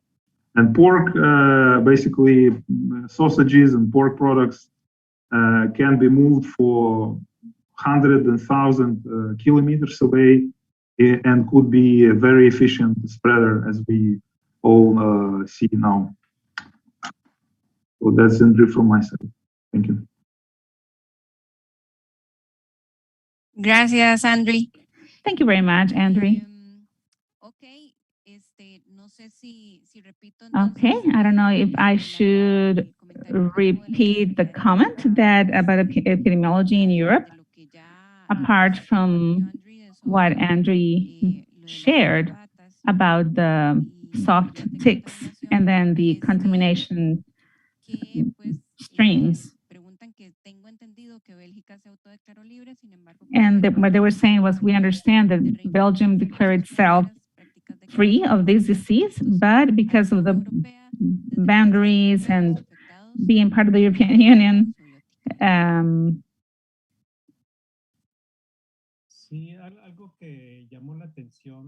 yes, something that caught my attention in terms of how this disease evolved in 2007, this either to Asia or to the European continent. In 2008, for first time, Belgium notified OIE the presence of this virus in wild hogs in Belgium, in the forest. And then there were many outbreaks that were identified little by little. And it was in 2021 when Belgium, they do a self-proclamation saying that they're free of this disease, saying that they have completely eradicated this in the wild hog population. They are never saying that this came from there, and they never said that this was a spread to domestic pigs. But if we compare this situation of 2018 in Belgium, we can see the close by populations. For example, Poland, that has wild hog infected. So what happened between these two countries, between Belgium and Poland? What is in those wild hogs that cross the borders and they travel in that area? They cross France, maybe Germany. What's happening in that population? They have not done any research, and they don't know what's happening. And then 2021, Belgium basically is making this self-proclamation that they're free of this in the wild hogs. And then on the other hand, we also see that the virus entered to wild hogs in Germany, and this has been spreading to larger areas within Germany. So the question that it's in the air is, what is the real population of wild hogs in Europe regarding the infection of this virus? Is it identified? Is it controlled? in Germany, or is this present in many other wild hogs of many other countries of Europe?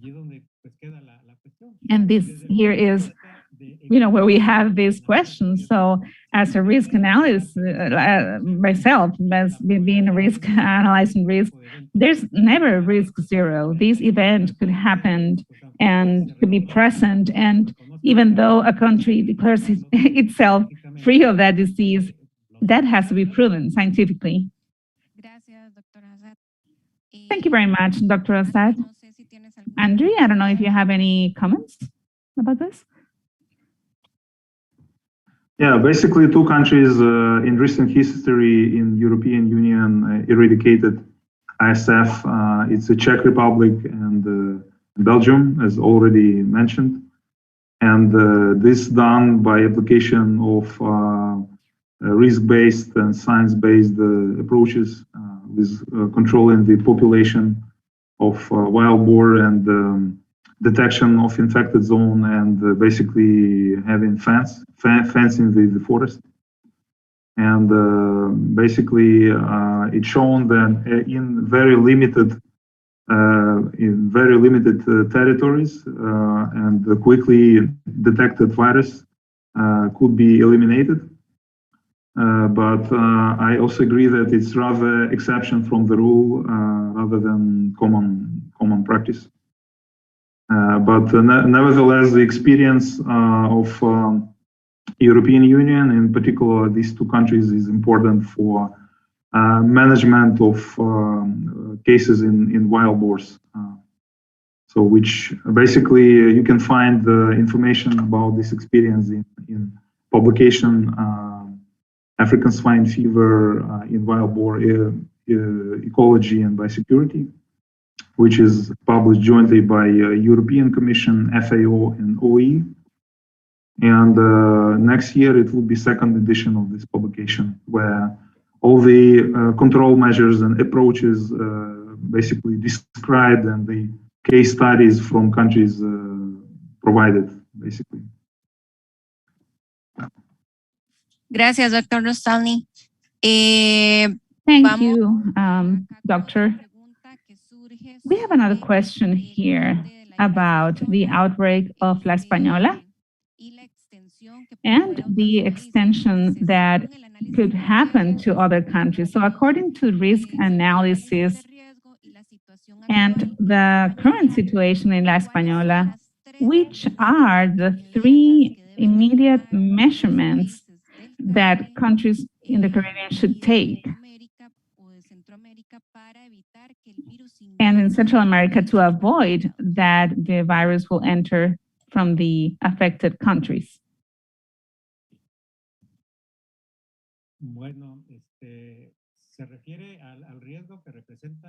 You refer to the risk that it represents the Dominican Republic or the rest of the countries, or in general, or Haiti? Yes, both Haiti and the Dominican Republic. One of the main risks that I have identified is the risk it poses for the rest of the Caribbean islands. There is a continuous trade among the Caribbean islands, maritime trade, and not all trade is authorized, however. Some movements are not, and this is a high-risk action, especially for the Caribbean region. I believe that I think that there would have to be exhaustive surveillance among the different Caribbean islands. Also, surveillance isn't only being active in detecting, but what biosecurity measures are we going to execute? It's looking for antibodies and making sure that there are technical surveillance mechanisms in place, especially at border crossings, ports, backyard farms, and where there's easy access to waste products, especially fed to pigs. Throughout the rest of the continent, the main risk isn't necessarily shipments and smuggled shipments, but or imports. But basically, it's migration throughout the hemisphere. There are many migrants from Haiti, many migrants from the Dominican Republic as well. At least that's what we have perceived in Mexico, and that poses yet another risk. So it's not really a risk posed by imports, because Mexico doesn't export pork products or byproducts to regions in the rest of the country, or to the rest of the continent. The main risk would be tourism imports. In other words, flights arriving with travelers that may bring in a pork product or a pork byproduct that's contaminated and that was not contaminated, that was not detected at the airport. Well, since land is, there isn't migration of animals that could enter to PSF-free areas by land. Would you like to add to that, Dr. Rustani? Yeah, of course, it's important border inspection, but it's also important the biosecurity practices, which is a challenge because swill feeding is basically cornerstone and the basis for backyard farming worldwide, and farmers tend to use kitchen waste. And basically, the ban prohibition of swill feeding usually doesn't work because it's impossible to enforce implementation of these rules. But what we can tell to farmers is basically to boil swill, to do heat treatment, and then when after boiling, basically up to 30 minutes to feed, to of course cool down swill and feed. And yeah, from experience in Europe and Asia, anthropogenic factor, human activities is a major factor. That's why communication and awareness should be reinforced, especially during the holiday season when people visiting families and friends and go from cities to rural areas and between rural areas. So it's a high season for the spread of different viruses, including African swine fever.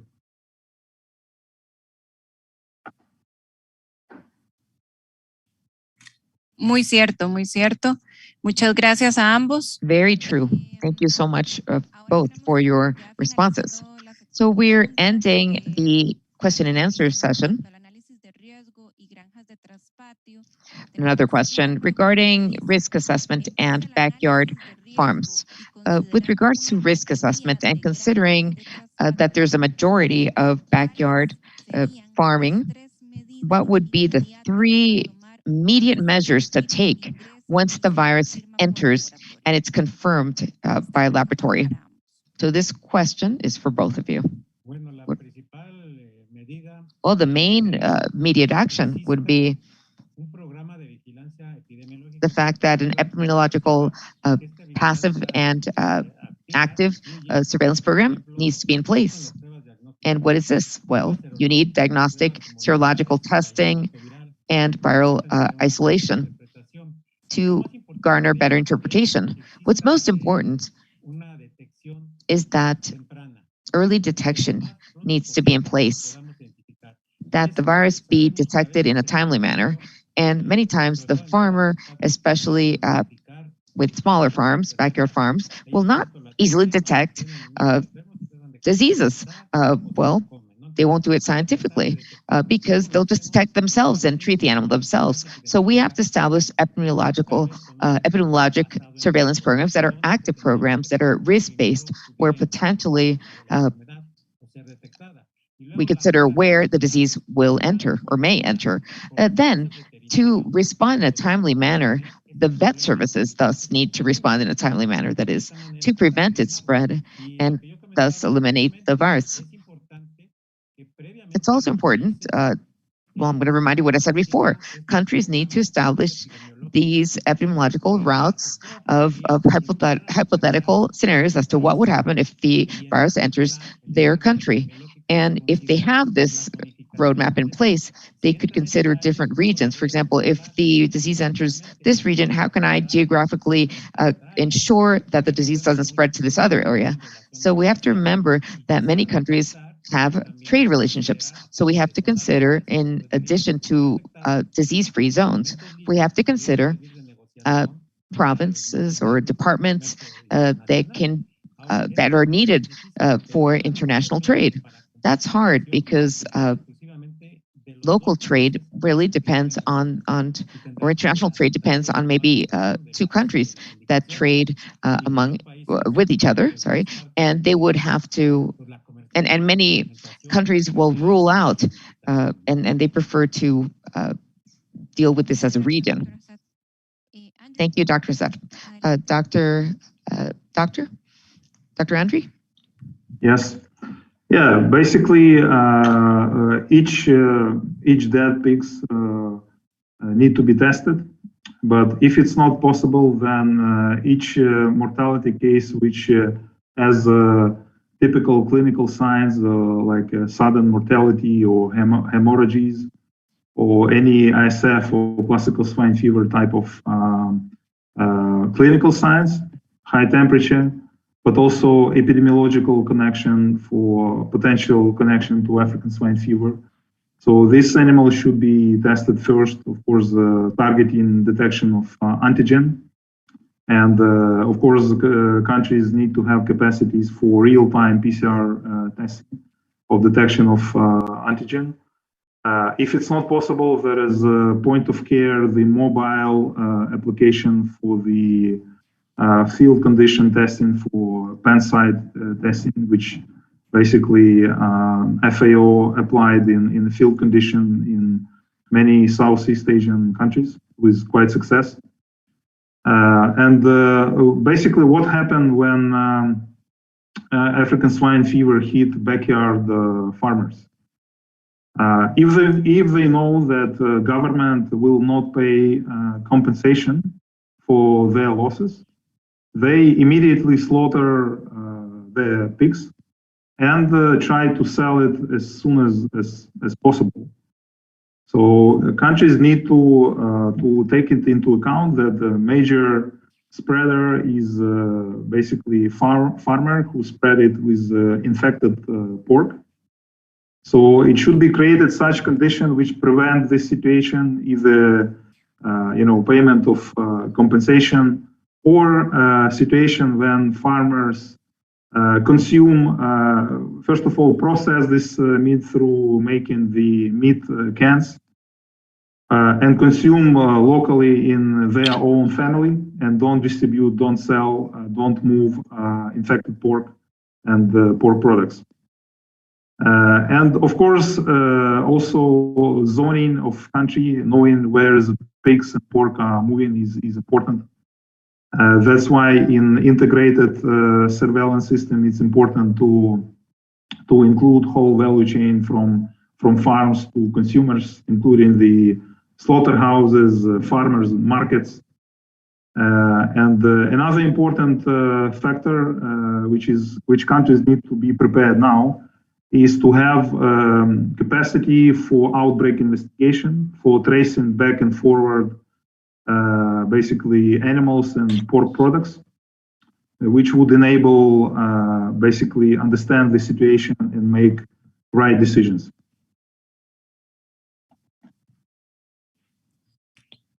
Muchas gracias, Dr. Andre. Thank you so much, Dr. Andre, for your excellent response. We have three final questions. So we're being asked, this is for you, Dr. Andre.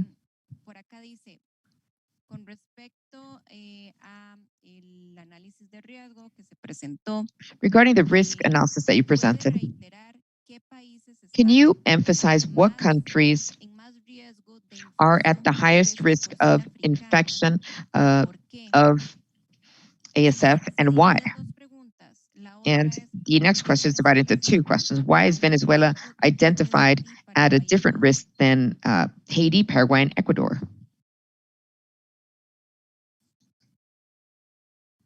Well, there is, as I mentioned, the six group of questions which we considered for the introduction, for the basically entry of virus to the territory. And I basically present them in the short presentation, but more details you can read in actual publication. And the second factor is, of course, the related to exposure at the country level once virus introduced to country. And so basically, as I mentioned, we used replies from countries, from 35 countries and territories. And also another data which we have as FAO UN organization, also related to trade, to migration, to tourism, and some other factors. So basically, this is a basis for the results. And of course, you might disagree, but it's based on the information what we received and analyzed. And basically, I would invite you to read the publication once it's issued. So that's in brief my reply. Gracias, Dr. Andre. Thank you, Dr. Andre. Last three questions. These questions are for both of you. Now, the economic situation is a limiting factor for minimizing the risk in poorer countries. How can the risk level be reduced? It's a question. It's pretty broad and subjective. It's an interesting yet important question, and I believe very hard to just respond in very openly without scientific evidence. Well, poorer countries that lack in good veterinary services, diagnostic services, technical staff, training programs, that do not have economic capacities to be able to detect the virus, implement adequate prevention measures at ports, airports, and border crossings, at waste sites. And in addition to this, they might not have a law in place that will support this or enforce this surveillance. Well, it just makes the situation of these poor countries very precarious. So they would have to depend on the FAO or other international organizations, OIE, that could help bolster their weak surveillance measures. There's already international programs, support programs in place for this purpose, animal health programs that could focus on establishing basic mitigation measures to try to prevent and try to implement what we've been speaking about at this meeting, timely detection and quick, timely detection of an outbreak of this disease to contain it rapidly and eradicate the virus. If not, the disease will enter, spread, and it will never be detected because there will be no way of detecting it, and that'll be the problem. So it's a vicious cycle, and I think the solution would be obtaining international support to at least implement minimum mitigation measures in poor countries. You're right, Dr. Assad. Dr. Andre, would you like to add to that? Yes, I would like to refer to the Dr. Montgomery, who find this virus and described, and in his publication still 100 years back, he emphasized that African swine fever control is possible, and even recent experience in Europe, Asia, and even in Africa show that even in resource poor countries where government don't have capacities, farmers and communities of farmers can be organized in order to protect the pig production, just following strict rules and protecting the herds and building good biosecurity system, not only for production, but also for marketing of pigs and pork. And it's a very relevant question, and I think that risk assessment provide some ideas, some answers to this very complex question. What measures?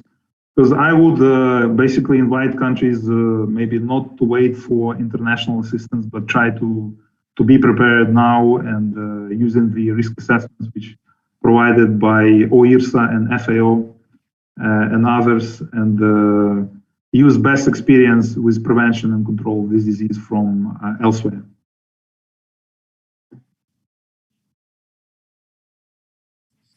Muchas gracias, Andre. Thank you, Dr. Andre. Thank you, Dr. Assad as well. Another question was about the FAO publication and the presentations that you made. They would like to be able to access that. And IICA, don't worry, we'll distribute the presentations. So we end the question and answer session today. We are out of time. We're even delayed. We went over a lot of time. Thank you for your excellent presentations. Before closing the session, I would like the panelists to please turn on their cameras. Everyone on the panel, we will now take a group picture.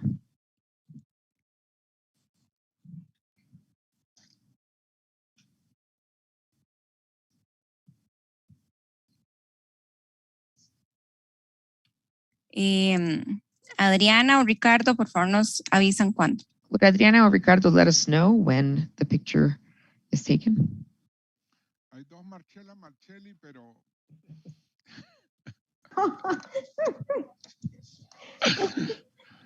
Pero ahí está la imagen que se reconoce. Ahí está la imagen. Okay, there's something about someone with two usernames called Marcela, so it's irrelevant. Okay. Okay, bueno, con este webinar terminamos. Great. At least it made everyone smile.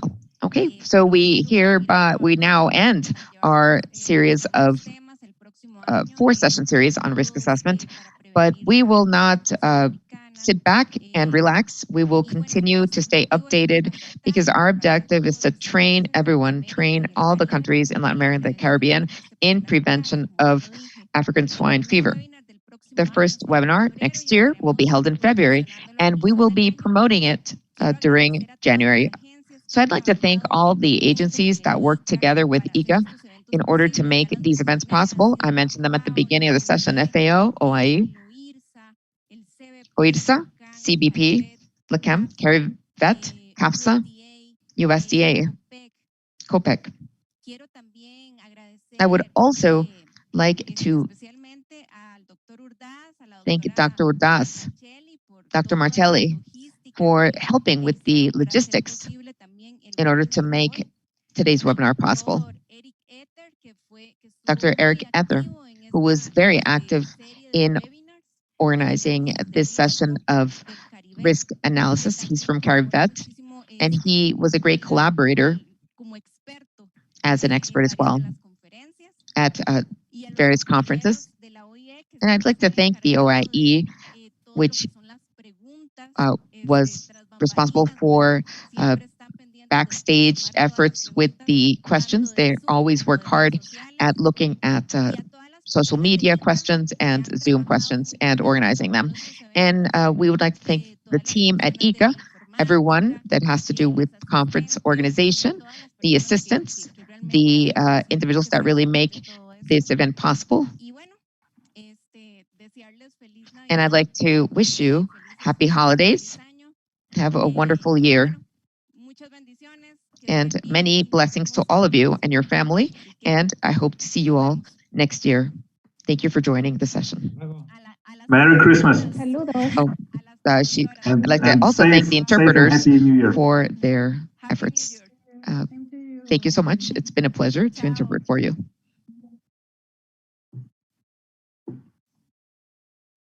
Gracias.